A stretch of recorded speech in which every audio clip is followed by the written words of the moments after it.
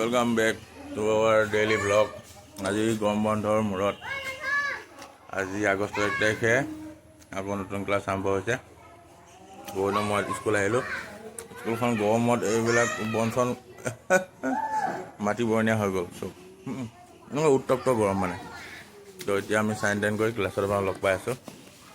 হৈ আছে গৰম বন্ধৰ ছুটিৰ পিছত গ্ৰুপ ডিছকাশ্যন। অলপ নাযাবা ৰ'বা।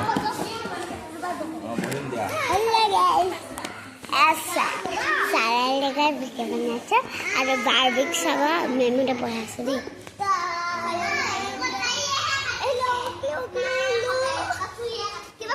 এজনী জয়শ্ৰী, এজনী পিটি, এজনী নেহা, এইজনী বাৰ্বি, এইজনী এইটো এইজনী কল্যাণ, এই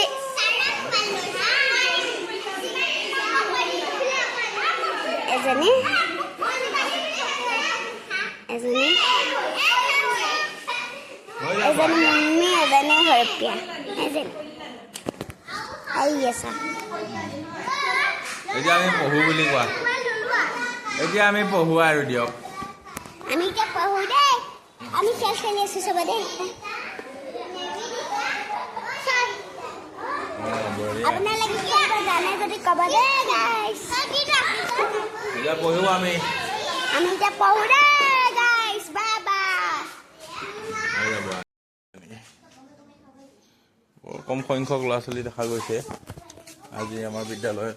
এতিয়া হাফ টাইম হৈ আছে, ভাত খাই আছে। আমিও বাহিৰলৈ যাওঁ কিবা খাবলৈ।